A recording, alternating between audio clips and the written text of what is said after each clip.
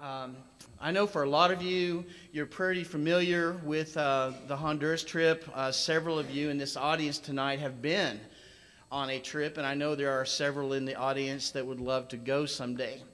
But there's a lot of new people that have come into Shoals in the last year or two, and so putting my slideshow together, I decided to do a little history for you, if you don't mind, just to kind of give you a backdrop of how it all started and how it's going and where we're going with it. So if you will allow me, I'm just going to back up in time a little bit. We work with an organization called Torch Missions. This oblong circle up here is supposed to be the globe. When we plugged in my flash drive, my 5 days of formatting just went, and the guys upstairs diligently worked to help fix this thing. But anyway, we work with an organization called Torch Missions. It's a what we call a parachurch organization. I've been involved with Torch Missions for 25 years. We work with the Church of Christ. We're not the Church of Christ. We work with the church, and we work primarily in Honduras, although we work in a lot of other countries too. We help facilitate teams to come down to Honduras to have a really positive experience and be able to get as much done as possible. Torch Missions is actually an acronym. It started back in 1988. Two youth ministers, one from Texas and one from Tennessee, good old Southern boys, decided they wanted to do a mission trip. And they picked Honduras. They picked Tegucigalpa. They had to come up with a cool name so they could put it on a t-shirt, and they came up with the word TORCH, which is an acronym that stands for Training of Redeemed Christians Heaven Bound. And so in 1988, 20 people started what now is a program that brings anywhere from 500 to 900 people a year on mission trips down to Central America.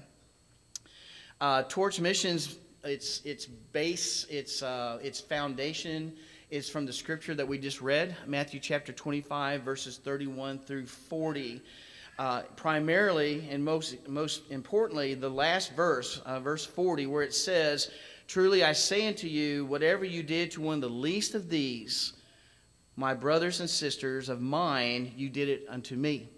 And so when we started doing the Honduras trip and the Torch Missions trip, we kept asking ourselves over and over and over again, why are we doing this? Why are we here? What is our purpose? And everything that we did kept going back to Matthew chapter 25. And so it was only reasonable that we use Matthew chapter 25, verses 31 through 40 as our base scripture. Our mission statement simply says our ministry exists to challenge the believer, to engage the world, to meet the needs of the poor and the needy in a way that reflects the heart and the passion of Christ, and to serve, share, and love according to Matthew chapter 25. And that's what we do, pure and simple. Everything we do goes back to Matthew chapter 25.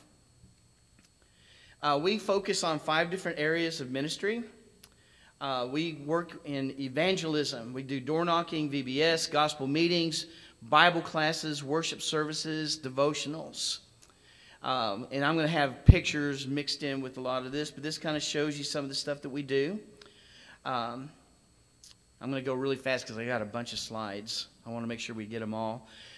We do a ministry where we do construction work. We build houses, church buildings, school classrooms, and playgrounds. So here's some pictures. The one on the top left is a playground in Agua Agria. There's construction of houses going on in these pictures, electrical work, putting in ceiling fans in a church building, and working on a playground right there. Our third area of evangelism is benevolence, food, clothing, and shoe distribution, school supplies, toys, and service projects. We do, on the top left, we do this thing called Daughters of the King, food distribution, where we pack food in black plastic bags and go door to door to deliver food of different kinds. You see the shoes and the clothing, and the picture on the bottom left is working at a special needs orphanage. We also do medical brigades, medical and dental. We do hygiene. We give away hygiene packets. We give away free medicines, and we do informative presentations on how to purify water, how to sanitize your stuff so that you can live a healthier life down there. And here's pictures of some of our doctors, some of us that go down. We get to become pharmacists while we're down there. Some of us get to become runners for the doctors and the nurses to deliver the medicines. And our final ministry is visitation. We go to children's homes, orphanages, retirement centers, schools, churches, and hospitals. And here's some pictures of various things that we do in Honduras. Okay, so since 1988, just a little bit of information for you. Torch Missions has done work in Brazil, Costa Rica, Ecuador, Guyana, South America, by the way, Haiti, Honduras, Nicaragua, Panama, and the United States. We have estimated that somewhere between 9,000 and 10,000 people have participated in Torch Mission trips. They have come from at least 30 different states and 8 foreign countries. They represent well over 100 different congregations of the Churches of Christ. We have built over 3,000 houses in Honduras. More than 40 people that have attended a Torch mission trip have gone on to become full-time missionaries, which means that they were in the field for at least a year or longer. And we also have shipped dozens of 40-foot containers to Honduras, full of medical supplies, medical equipment, school equipment, medicines, and different things like that. So Bell Shoals gets involved. If you remember back in 2010, we'll go back a couple years here. Sunquest Youth Rally. Some of you were there. The theme that year was The Ride, if you remember. It was at the Rosin Shingle Creek Resort. And Torch Missions had a mission booth set up. And this is where it all started. This guy right here, Steve Johnson. We kind of knew him as Big Steve. Some of the facts about Steve. He was a retired colonel in the United States Air Force. He was married to little Jan. Has 2 sons that are clones of himself. And you know exactly what I'm talking about. He was the youth minister here at Bell Shoals. He taught at Foundation Christian Academy, one of the most organized men I have ever met. He lives on the entire opposite universe of where I live. And I loved him for that. He was very, very creative. And he was also a little bit strange. If you know Steve, you know exactly what I'm talking about. Steve went to the Torch booth, got some information, called me up on the telephone, said, hey, we want to go. And that's literally where Bell Shoals began its journey on its mission trips. So Bell Shoals has been involved. In 2011, 38 people. First team to come to Honduras, 38 people. 2012, 22. 2013, you had 27 that went to Honduras. In 2014, 19 went to Honduras, and 6 went to Costa Rica. Bell Shoals stays involved. This year was no exception. We had team members that went to Honduras and also to Costa Rica. My formatting is falling apart here. I can see it here. So this year's theme, we always have a theme for our trip. The theme for our trip this year was His Life. I noticed Brett Mitchell's got a shirt on, I think. It looks like it. That bright yellow shirt. We picked bright yellow this year. One of the most awesome things I ever did. Really easy to spot us in a crowd. But anyway, our theme was His Life. Our life becomes His life. His life becomes our life. Our scripture was Galatians 2:20. I've been crucified with Christ. It is no longer I who live, but Christ who lives in me. In life I now live in the flesh. I live by the faith in the Son of God, who loved me and gave himself for me. And so that was kind of the theme of the trip. Everything we did kind of focused in on that particular aspect. And so here's the Honduras by the numbers this year. This year's team, the Honduras team, had 71 people, came from 12 different congregations, 7 different states, 3 foreign countries. There were 26 guys, 45 girls. I'm not sure what to read into that, but there's probably something that can be read into that. We had 41 what we call veterans that have been to Honduras at least a couple of times. We had 30 rookies that were there for the very first time. And our youngest participant this year was 1 1/2 years old from Memphis, Tennessee. His name was Connor. Carter came in a close second at 3. The Bell Shoals members this year to Honduras was Caleb, Beverly Henry, Bob Herkelman, Denora Martinez, Brett Carter, Judy, and Reed Mitchell, and Margaret and myself. On the Costa Rica team, we had Caleb, Quentin Makula with Todd, his dad, and also Margaret and myself. So here's a picture of us as we are participating in the trip. Myself up on the left, Judy and Beverly in the center, Carter on the right, painting that playground for us. Bob doing his doctor thing down there. Reed driving some nails into a house that she was helping build. On this page, we got Margaret with one of her adopted children from Didasco Orphanage. We got Brett Mitchell taping off a wall, getting ready to paint. We have Denora with her eyes closed, pretending like she doesn't exist while we take the photograph. Judy and Reed, and then there's Caleb.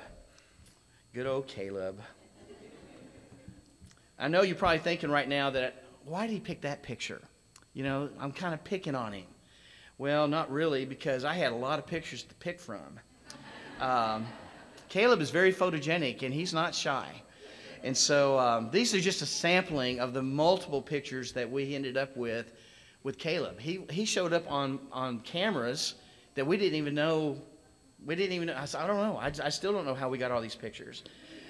But I do want to brag on Caleb a lot tonight, because Caleb is an outstanding young man. He really stood up to the plate, took on a major role leading singing during our devotionals, speaking during our devotionals, doing just about everything and anything that we needed. He was also selected as a Torch Ambassador this year. We launched a new program through Foundation Christian Academy where 2 students are selected to represent Foundation Christian Academy, and they're known as ambassadors. And they're given special responsibilities and special projects, one of which was the puppet ministry. Caleb loved the puppet ministry. I couldn't get him, it was so hard to get him to quit and get out of it. I was really just so impressed with that. All right, we'll move on. In addition to the group, we had some people from Foundation Christian Academy that went. Jeremy Crump went with us. Jeremy is one of our Bible teachers and history teachers in the high school. He was also our keynote speaker for our evening devotionals. Sarah Whitley, she's going to be a junior this year. She was the other FCA ambassador. And we had Ryan Dahlman. Ryan is an incoming sophomore next year. He's in Caleb's class. And he's actually from Belgium. So his first language is French. His second language is English. And somehow he worked some Spanish in there. I don't know exactly how he was doing it. But and then there were times when his brain just kind of got messed up and he was speaking all 3 languages at one time. It was pretty amazing stuff, I have to say. Okay, so this team came together. We're from all these different places, all these different states, all these different congregations. You would think it would take quite a while for us to kind of mesh together into a team. In my 25 years of going to Honduras, I want to tell you this team came together as quickly as any team I've ever had. And for those who have been before, I want to tell you this was the most prompt team I've ever had. Being on schedule in Honduras is nearly a pipe dream. It's nearly impossible because you're in a culture where time is not really all that important. If a Honduran says we will start at 8 o'clock, that means nothing at all, nothing. And so for us Americans, we are time driven. And we have schedules, and you know, it's like a jigsaw puzzle. And my main job is to make this thing go. And a lot of it is time oriented. And this team, if I told them that they needed to leave at 8 o'clock, they were on the bus at 7:45, ready to go. I mean, it's the first time in 25 years. It was one of the most awesome teams I've ever worked with. It was fantastic. It really was. Here's a picture. I'm preaching at the church in Los Pinos on the left. Brett's teaching Carter how to drive a nail in the middle. And Ryan is at the Didasco Orphanage making a new friend. On the left, you got Margaret and Reed painting one of the school classrooms that we built. In the middle, we just had some time on our hands. We had already done the YMCA thing. I thought that the FCA might be more appropriate for the slideshow, in case you didn't know what that was. On the left, we got Brett sanding down some bunk beds at Didasco Orphanage. Caleb, is that at Didasco, I think? Reading a book to one of the little kids there, one of the little boys. And then on the right is my niece and nephew from Nashville. They'll tell you that they're helping build that wall, but I don't really think they were doing anything, to be honest. On the left is a picture of Caleb delivering one of his devotionals. I believe this was the top 10 things that you learned from a Torch Missions trip. It was quite awesome. In the middle, we're repainting a playground at Didasco, and on the right, those that have been on the trip before know exactly what that is. We're breaking down bulk foods, getting ready for a food distribution. On the left, we got the buses loading up, getting ready to go. In the center, we got Beverly stealing things out of the food bag. She's looking for a cantaloupe, by the way, which I'm not sure if she found it or not. You never know with Beverly what she's going to do. I have to watch her all the time while I'm down there. And then on the right is getting the food stuff ready to go. On the left is Judy Mitchell working at the medical clinic. In the center, Bob Herkelman is doing the stare down at the camera person, wondering why his picture's being taken at a construction site. And then on the right is a picture of me baptizing one of the Torch members this year. Her name was Molly from Mississippi. All right, the team did a lot in these 12 days. I'm going to read from my hand. I blew this up so it's a little bit bigger so I can actually read it. So what did we do during these 12 days? Well, the first thing, we built 12 houses. 12 families received a house that they did not have before we arrived. We built one classroom using the wood from 2 houses. So we call it a double classroom. That went into the Diamante Academy. While we were there, there was another Torch team from Mississippi. Mark Halbert's group built 2 more double classrooms, giving the school 6 brand new classrooms to go with the 3 that they already had. So literally, the school, in a matter of a couple days, went from 3 classrooms to 9 classrooms, which is pretty amazing. We painted the exterior of all the classrooms. We had a custom sign made for the school, Diamante Academy. We did 2 door-to-door food distributions. We gave out food bags for 421 families, which breaks down to about a little over 35,000 meals.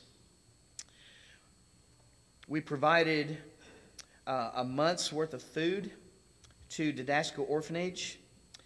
We also provided a month's worth of food to the Special Needs Orphanage at El Atillo.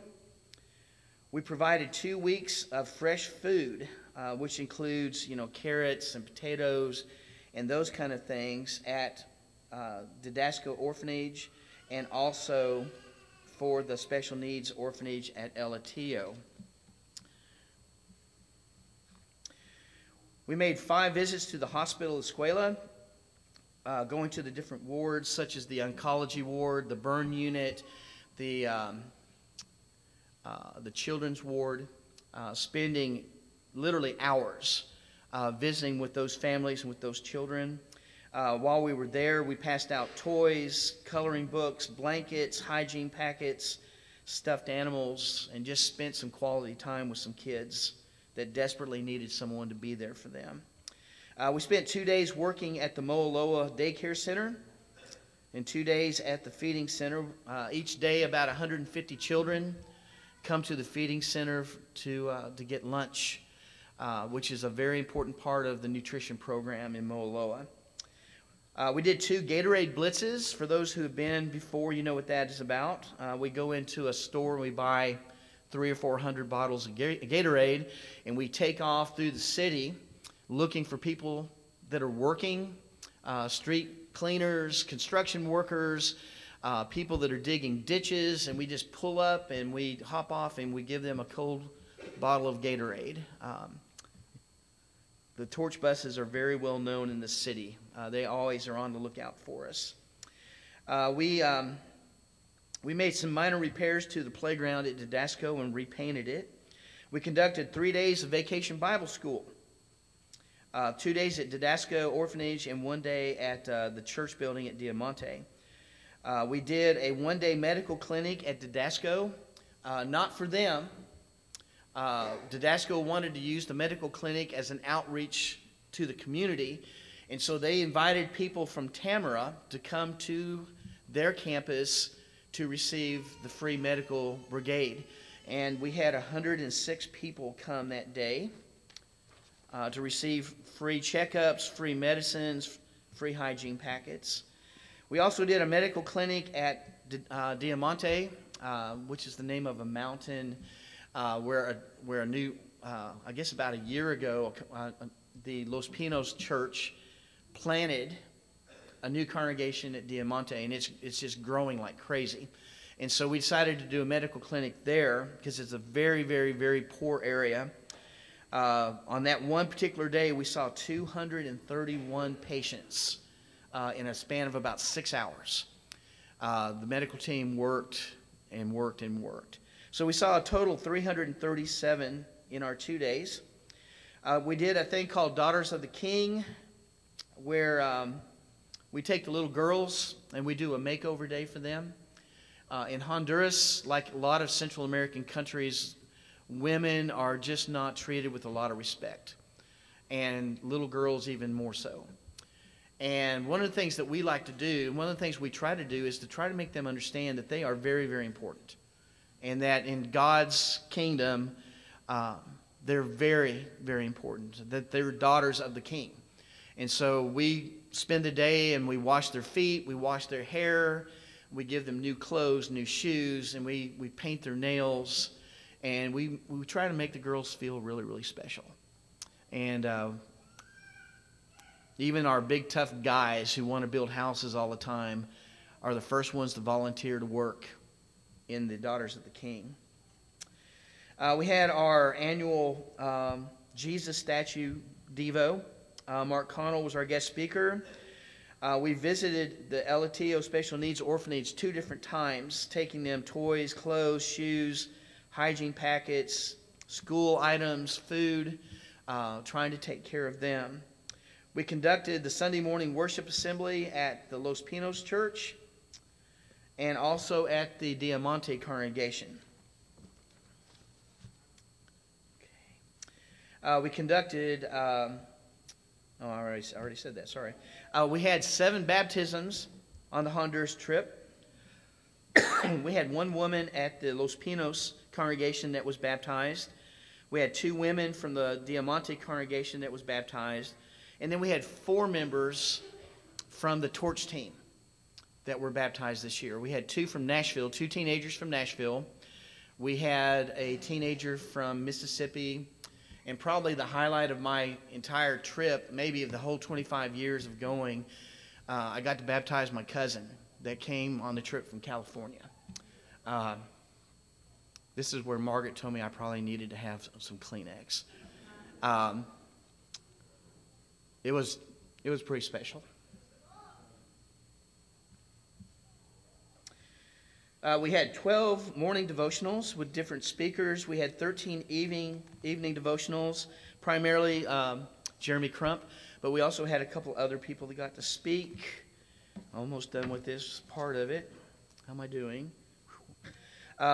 We got to unload 2 40-foot containers that arrived while we were there from Mississippi. The containers, excuse me, contained school equipment and various other supplies that was going to the Diamante school. So while we were building the classrooms, these 2 containers that were stuck in storage and in customs finally was released, and they were released the day that the classrooms were finished. And so we were able to load the trucks up and take the desks and the chalkboards and the whiteboards and the file cabinets and the chairs directly to the school and fill it up, and the school was using it the very next day. We supported the Mi Esperanza program by doing a lot of shopping there. Maybe that's why we had 40-something women on the trip this year. I'm just making an observation. That's not a conclusion. We helped paint the Mi Esperanza facility at the warehouse. We went to the city dump and provided food for 150 people that live literally within the dump. We bought 46 gallons of paint to paint the school. We did not finish. We tried. But 46 gallons is a lot of paint. And we had to leave that project to be finished up by the members of the church at Diamante. And we did puppet shows. Caleb and his puppet team did an outstanding job. One more page of this. Oh, I'm sorry. I think we're ready to go on to the next. Okay, so wrapping up the Honduras part, when you finish a Honduras trip, you leave your heart behind. There will always be a part of you that will stay back in Honduras. The faces, the people that you meet, the things that you do will always be with you. We have a saying in our trip, once you've seen something, you cannot unsee it. Once you've done something, you can't undo it. And so those of us that come back from a trip like that, we leave part of that behind because you can't ever completely leave it. All right, so now this was the Bell Shoals group, 2015. Carter's off to the right playing with a plastic bottle. So we said adios until next year, which, by the way, will be July 2nd through the 14th, if you'd like to put that on your calendar. Little promo there. So then, on July 4th, the Torch team loaded the airplanes to come back to the United States. And 14 of us from Honduras left Tegucigalpa, and we flew directly to San Jose for part 2. This is where Caleb realized, wow, we're halfway done. We were exhausted, and we were halfway done. I mean, we were totally exhausted when we got there. So if you don't know where Costa Rica is, let's zero in on this a little bit. There it is right there, that little bitty country that connects North America to South America. So here's Central America blown up. Costa Rica is bordered by Nicaragua to the north and Panama to the south. And we spent our time in San Jose, the capital, and we did make a little trip up to La Fortuna that I'll talk about in a few minutes. So here's Costa Rica by the numbers. There were 40 people on the Costa Rica team. We came from 13 different churches, congregations, 8 different states. We had 17 men, 23 women, 15 veterans, 25 rookies, and we had 21 on the team that had worked in Honduras, so they thought they knew what they were doing. Costa Rica trip is a lot different than Honduras. In Honduras, Honduras is based heavily on humanitarian work and benevolence. Honduras work is done in several different places. Honduras work is done working with several different churches. Honduras is a very physically demanding, emotionally draining, and spiritually demanding trip. Honduras is a very poor country with a very weak infrastructure. Costa Rica, on the other hand, is very much heavily based in evangelism. The work is focused in one area, San Jose. It's focused on one congregation. It is not as physically demanding, and it's very much a spiritually uplifting trip. Costa Rica is one of the wealthiest countries in Central America, so it has a great infrastructure. We work with the Parral Church of Christ. The Parral Church is located in a suburb of San Jose. It's a very poor neighborhood. It meets in a house that's been converted into a church building. It has less than 30 members, but it's been meeting there for over 20 years. Parral has a fantastic preacher. His name is Christian Vargas, and this is his family, his wife Gendry, his daughter Odalis, and his youngest daughter Allison. Christian is the son-in-law of Daniel Chavez, who preaches at the Church of Christ in Buenos Aires. Christian and his family, at the end of July, has now moved and is living in Austin, Texas, where he's going to be attending the Southwest Bible Institute, which is a 2-year, highly intensive Bible school to complete his Bible degree. So this is our second year to work at Parral. Our main goals were 5 days of door knocking, 5 nights of gospel meetings, 5 days of vacation Bible school programs, 3 days of work at local orphanages, 5 days of ladies' Bible class, 5 days of men's Bible class, morning devotionals, eating 2 meals a day with the church members, and then a 2-day retreat at the Bible camp. During the work was done by the following. Our gospel preacher was Tim Hines. You might recognize Tim's name from SunQuest. He was a staple there for years. He's now a preacher down in Louisiana. Men's Bible class was taught by Chase Turner, who is a Spanish evangelist that lives in Louisiana. Women's Bible class, Diane Adams from the South Trail congregation. The Vacation Bible School was run by Brandy Barnett and Randy Grossman. During the Bible retreat, the men's class on eldership was taught by Todd McCullough. Ladies' class, Margaret Reeves, and the combined class, which was a youth and family ministry class, by Jeremy Myers and John Hackett from Arkansas. So here's some pictures of this particular trip. The Bible retreat, the ladies' Bible class, the practicing of the VBS skits, painting at the orphanage, children's class, and there's a picture there of a VBS craft project. We have some more painting going on at the orphanage, door knocking, and riding on one of our 2 rented buses that we simply call the Joy Buses. Men's Bible class. We met in the church building the first day or 2, but it was so hot, we decided to move out to the bus where we could turn the air conditioning on. The women stayed inside. We voted and took the air conditioning. There's a picture of the Bible camp, Camp Jenny Sue, which is located in Sarchi. We also ran into Logan and Sam Butler while we were in Sarchi. They came to visit with us because they were working nearby. There's a shot of the gospel meeting and the highly anticipated United States versus Costa Rica soccer match. I am proud to announce that the United States won that match 8-3. I'm ashamed to say how we did it. I'm not going to use the word cheat or cheating, but we did things. Our motto was whatever it takes to win. You can use your imagination, but we did win. So it's all it counts.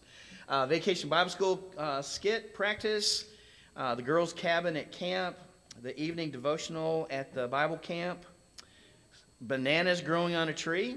That's a new thing to me. I didn't know bananas grew upside down, but there you go. The door knocking, the top left picture is my niece Joanna, who is standing upright. That's how steep the streets were that we were walking up and down. Walking down was even kind of tough. Going back up was even more challenging. But these are pictures of us door knocking.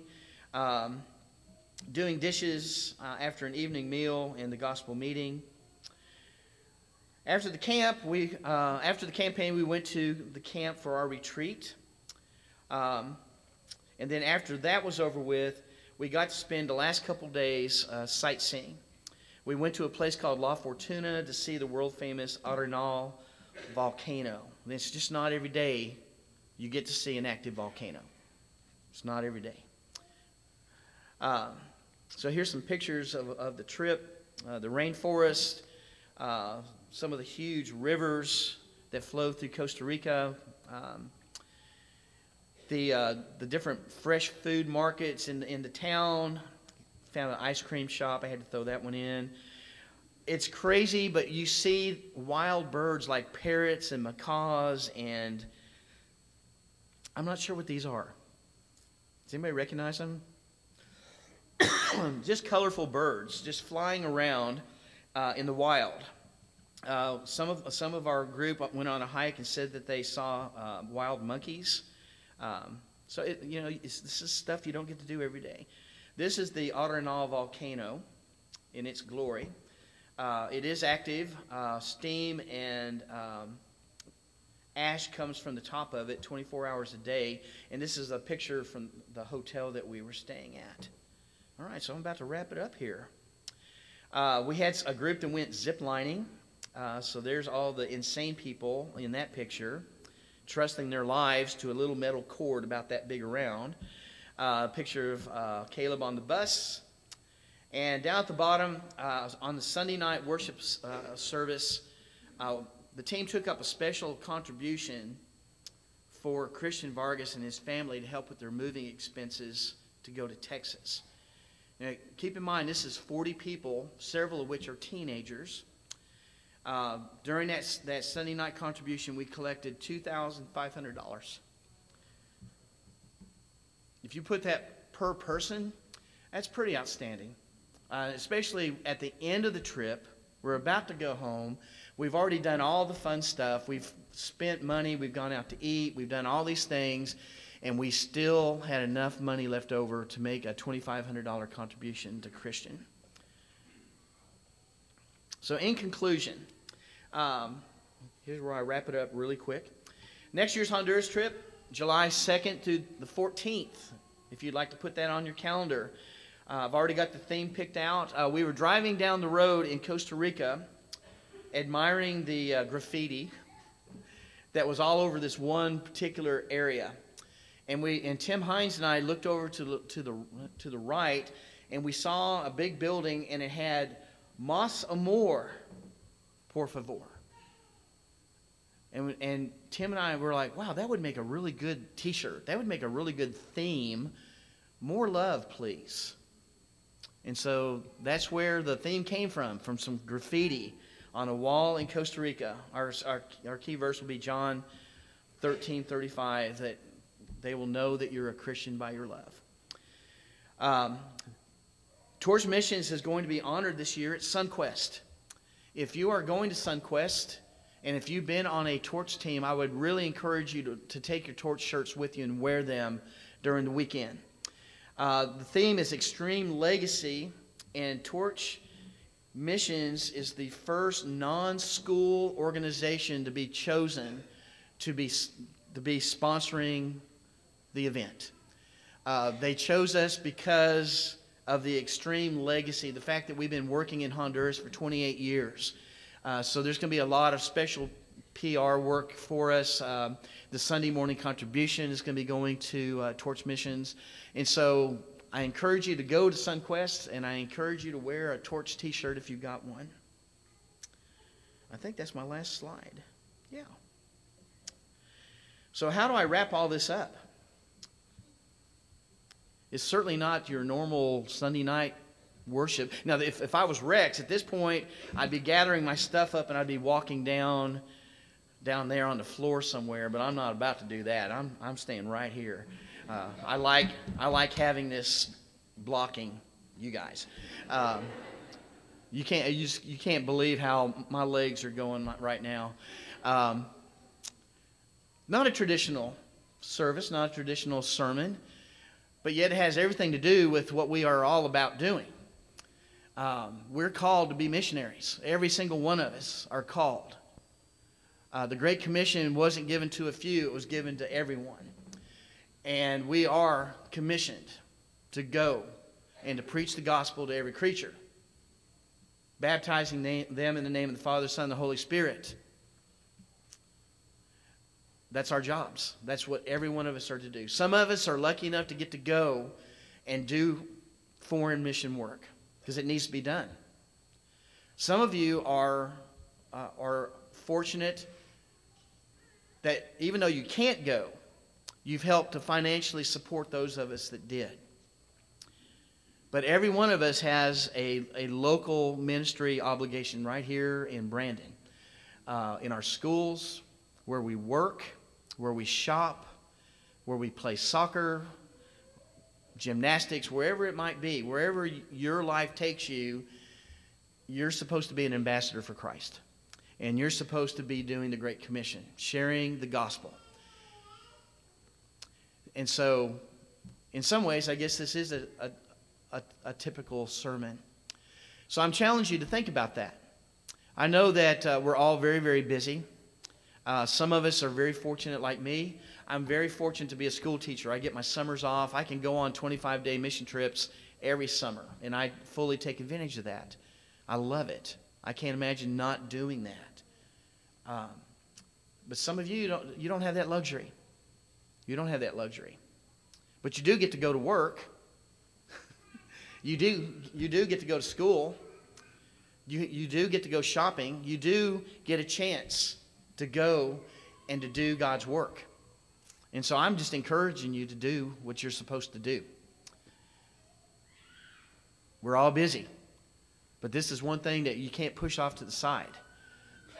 In Matthew chapter 25, it's very clear that God separates the goats and the sheep.